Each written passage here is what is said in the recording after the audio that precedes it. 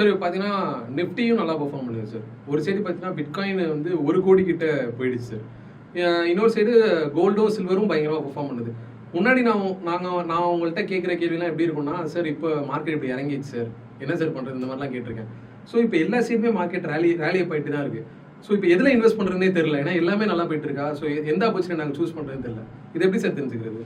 Okay, asset allocation வந்து ரொம்ப important. நம்மளுடைய இன்வெஸ்ட்மெண்ட்டை வந்து பிளான் பண்ணும்போது அசட் அலோகேஷன் வந்து ரொம்ப இம்பார்ட்டன்ட். ஸோ இப்போ நீங்கள் சொன்ன மாதிரி வந்து பார்த்தீங்கன்னாக்கா ஸ்டாக் மார்க்கெட்டும் நல்லா பெர்ஃபார்ம் பண்ணுது, அட் த சேம் டைம் வந்து பார்த்தீங்கன்னா கோல்டும் பெர்ஃபார்ம் பண்ணுது. ஈவன் இப்போ புதுசாக வந்து ஒரு அசட் கிளாஸ் ஆட் ஆயிருக்கு சில்வர்.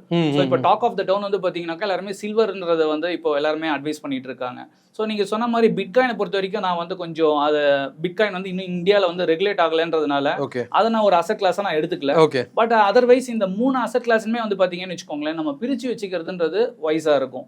ஸோ எல்லாமே எடுத்துன்னு போயிட்டு கோல்டில் போடலாமா, இப்போ கோல்டு தான் ஏறிக்கிட்டே இருக்கு அப்படின்னா அதுவும் பண்ணக்கூடாது. எல்லாமே எடுத்துன்னு போய் ஈக்குவலியும் வச்சுக்கூடாது. எல்லாமே இப்போ சில்வர் வந்து பார்த்தீங்கன்னா ரொம்ப வால்டலாக இருக்கும். ஆனால் எல்லாத்தையும் சில்வர் ஏறுதுன்னு சொல்லிட்டு அதுலேயும் எக்ஸ்போஷர் வச்சுக்க முடியாது. ஸோ இது எல்லாமே வந்து டைவர்சிஃபைடாக வச்சுக்கிறது தான் வந்து கரெக்டான போர்ட்ஃபோலியோவாக இருக்கும். Okay sir.